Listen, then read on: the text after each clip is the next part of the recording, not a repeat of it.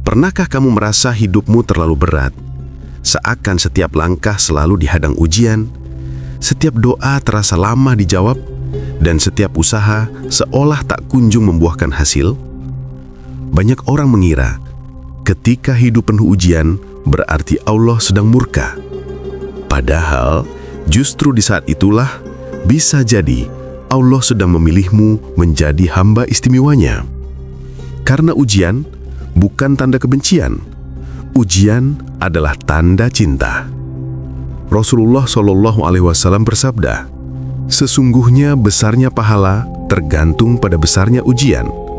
Dan jika Allah mencintai suatu kaum, maka Dia akan menguji mereka." Hadis riwayat Tirmidzi. Kalimat itu bukan sekedar nasihat, tapi rahasia besar hubungan antara hamba dan Tuhannya. Allah tidak pernah menguji seseorang untuk menjatuhkannya. Dia menguji untuk meninggikan derajatnya. Seorang guru tidak pernah memberi ujian kepada murid yang tidak ia harapkan lulus. Dia hanya menguji mereka yang siap naik kelas. Begitu pula Allah terhadap hamba-hamba pilihannya. Ujian adalah surat cinta yang ditulis dalam bahasa kesabaran. Ujian datang dalam banyak bentuk. Ada yang kehilangan pekerjaan, ada yang gagal dalam hubungan, ada yang sakit berkepanjangan, dan ada pula yang merasa hidupnya berjalan datar tanpa arah. Namun di balik semuanya, ada pesan lembut yang hanya bisa dibaca dengan hati yang tenang. Aku bersamamu, sabarlah sedikit lagi. Bila Allah tidak peduli, Dia akan membiarkan kita tenggelam dalam kenyamanan dunia tanpa pernah ingat padanya. Tapi ketika Dia mencintai, Dia justru mengirimkan ujian agar hati kita berlari pulang kepadanya. Allah berfirman, "Dan sungguh kami akan menguji kamu dengan sedikit ketakutan, kelaparan, kekurangan harta, jiwa, dan buah-buahan. Dan sampaikanlah kabar gembira kepada orang-orang yang sabar." Surat Al-Baqarah ayat 155. Perhatikan, Allah tidak mengatakan celaka bagi yang diuji, tapi justru kabar gembira bagi yang sabar. Artinya, di balik rasa sakit yang kamu rasakan, ada rahmat yang belum tampak di pandangan manusia. Allah sedang membentuk tangguhanmu, melatih jiwamu agar pantas memikul amanah yang lebih besar. Terkadang ujian tidak berbentuk kesulitan, tetapi justru godaan. Godaan untuk maksiat, untuk menyerah, untuk iri dengan hidup orang lain. Semakin tinggi iman seseorang, semakin besar pula ujian yang datang menggoyang hatinya. Dan bila kamu pernah kehilangan sesuatu yang kamu cintai, seseorang, rezeki, atau cita-cita, mungkin itu bukan bentuk murka, tapi bentuk penjagaan. Karena bisa jadi yang kamu cintai itu akan menjauhkanmu dari Allah. Allah berfirman, "Boleh jadi kamu membenci sesuatu, padahal itu baik bagimu. Dan boleh jadi kamu menyukai sesuatu, padahal itu buruk bagimu. Allah mengetahui, sedang kamu tidak mengetahui." Quran Surat Al-Baqarah ayat 216. Kehilangan bukan akhir, tapi tanda bahwa Allah sedang membersihkan jalan hidupmu. Dia menyingkirkan hal-hal yang bisa membuatmu terluka lebih dalam di masa depan. Ada satu rahasia yang hanya diketahui oleh mereka yang sabar.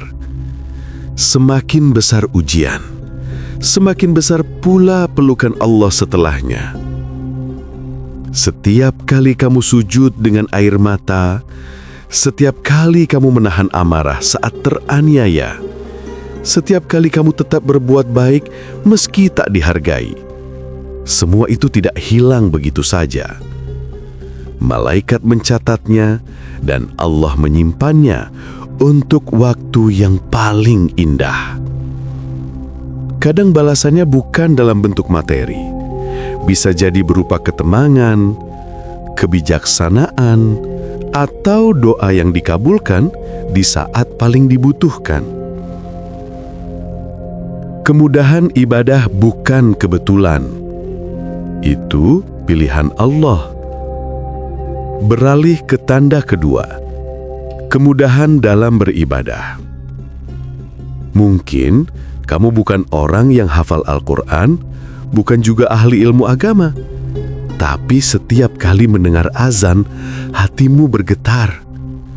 Setiap kali lalai, kamu merasa bersalah. Setiap kali melihat orang sujud, kamu merasa rindu ikut bersujud. Itu bukan hal kecil. Itu tanda bahwa Allah memilihmu. Allah berfirman, "Kemudian kitab itu kami wariskan kepada orang-orang yang kami pilih di antara hamba-hamba kami." Hati yang tenang ketika berzikir, mata yang berkaca saat mendengar ayat-ayat Allah, dan langkah yang ringan menuju masjid. Semua itu adalah bentuk cahaya dalam jiwa. Cahaya yang tidak bisa dibeli, tapi dihadiahkan. Allah berfirman, "Ingatlah, hanya dengan mengingat Allah, hati menjadi tentram." Quran Surat Ar-Ra'd ayat 28. Orang yang mencintai Allah tidak selalu sempurna ibadahnya, tapi selalu ingin memperbaikinya. Rasa ingin itu sendiri adalah tanda bahwa Allah telah menanamkan cahaya iman dalam dirinya. Bersyukurlah, tapi jangan pernah merasa aman. Hidayah bukan hadiah yang bisa dimiliki selamanya tanpa dijaga. Hidayah adalah anugerah yang bisa dicabut jika kita lalai. Karena itu, bersyukurlah jika kamu diberi kemudahan dalam ibadah, tapi jangan pernah merasa cukup. Berdoalah seperti doa Nabi, "Ya Allah, tetapkanlah hatiku di atas agamamu." Hadis riwayat Tirmidzi. Jaga hatimu dengan terus berzikir, membaca Al-Quran, dan bergaul dengan orang-orang yang mengingatkanmu kepada Allah. Karena ketika hidayah dijaga dengan syukur, ia akan tumbuh menjadi ketenangan yang tak tergantikan. Ujian dan kemudahan ibadah bukan dua hal yang berlawanan. Keduanya adalah dua sisi dari kasih sayang yang sama. Ujian menguatkan, ibadah menenangkan. Keduanya adalah tanda bahwa Allah sedang memilihmu. Pernahkah kamu bertanya-tanya, mengapa di antara jutaan manusia, kamu justru dikelilingi oleh orang-orang baik? Teman yang mengingatkanmu sholat, keluarga yang menasihati dengan lembut, atau bahkan seseorang yang hadir hanya untuk berkata, "Sabar, Allah bersamamu." Itu bukan kebetulan.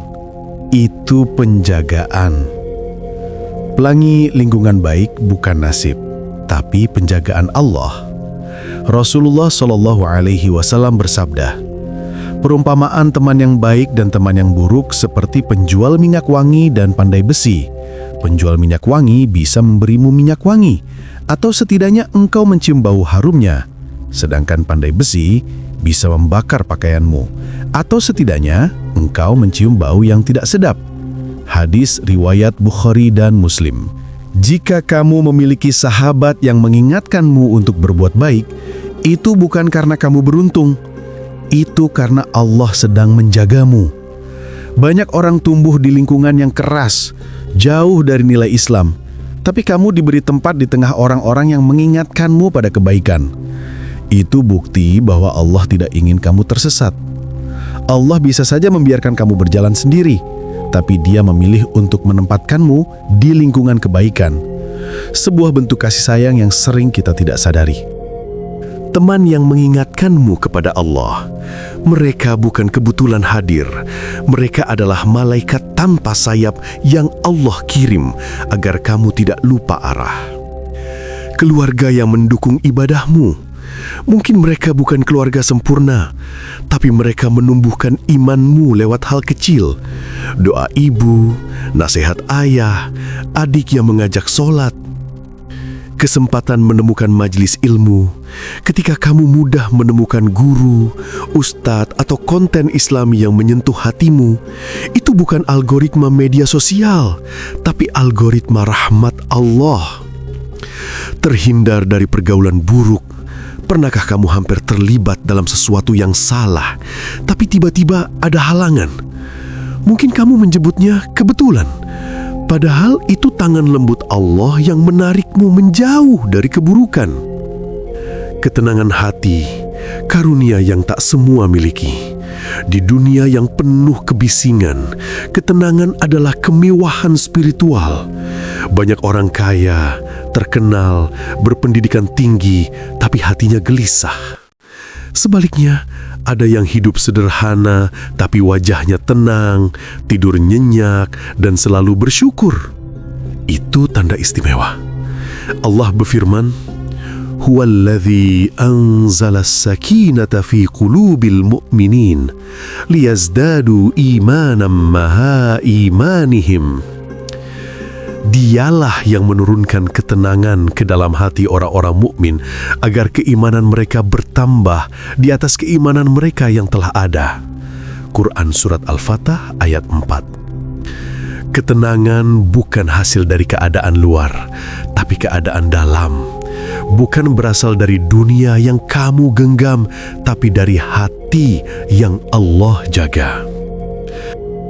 Merasa damai saat sholat dan membaca Al-Quran, tidak panik ketika ditimpa masalah, tidak iri terhadap kehidupan orang lain, mudah memaafkan dan tidak menyimpan dendam, merasa dekat dengan Allah dalam segala keadaan. Itulah tanda bahwa hatimu sedang dijaga. Karena orang yang hatinya dijaga Allah tidak mudah hancur oleh dunia. Tanda keistimewaan berikutnya justru paling sunyi. Ketika Allah menjagamu dari dosa, bahkan sebelum kamu sadar itu dosa.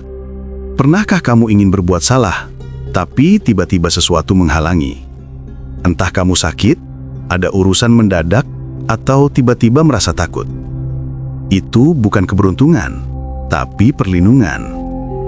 Ada juga saat kamu kehilangan teman buruk, tiba-tiba tidak cocok dengan lingkungan lama, atau merasa tidak nyaman di tempat maksiat. Itu cara Allah menyelamatkanmu dari jurang yang tidak kamu lihat. Ciri-ciri Allah sedang menjagamu dari maksiat. Kamu merasa tidak nyaman setiap kali hendak berbuat dosa. Allah menjauhkanmu dari teman yang membawa keburukan. Kamu diberi kesibukan dalam hal-hal bermanfaat. Kamu terhalang dari kesempatan bermaksiat tanpa sebab jelas. Kamu mudah menyesal dan ingin bertaubat saat tergelincir. Itu tanda bahwa hatimu masih hidup. Karena hanya hati yang Allah hidupkan yang bisa merasa bersalah. Rahmat bisa datang tiba-tiba, tapi juga bisa hilang bila tidak dijaga. Karena itu, perbanyaklah doa seperti ini. Ya Allah, jangan palingkan hatiku setelah Engkau beri hidayah kepadaku. Quran Surat Ali Imran ayat 8. Hindari hal-hal yang bisa menjerumuskan. Batasi tontonan, pergaulan, dan kebiasaan yang membuat imanmu kotor. Karena hidayah yang dijaga akan bertambah, tapi hidayah yang diabaikan akan pudar. Kau istimewa karena Allah mencintaimu. Semua yang kamu alami, ujian, kemudahan ibadah, lingkungan baik, ketenangan hati, dan penjagaan dari maksiat, bukan kebetulan. Itu rangkaian tanda bahwa Allah sedang memilihmu. Bukan karena kamu sempurna, tapi karena Dia ingin kamu semakin dekat. Barang siapa beriman kepada Allah, niscaya Dia akan memberi petunjuk kepada hatinya. Quran Surat At-Tagabun ayat 11. Jadi bila hari ini kamu diuji, bersyukurlah. Bila kamu dimudahkan untuk beribadah, bersyukurlah. Bila kamu dikelilingi orang baik, bersyukurlah. Bila hatimu tenang, bersyukurlah. Bila kamu dijauhkan dari dosa, bersyukurlah. Karena semua itu berarti satu hal. Allah melihatmu, Allah menjagamu, Allah mencintaimu. Dan itu lebih berharga daripada dunia dan seisinya.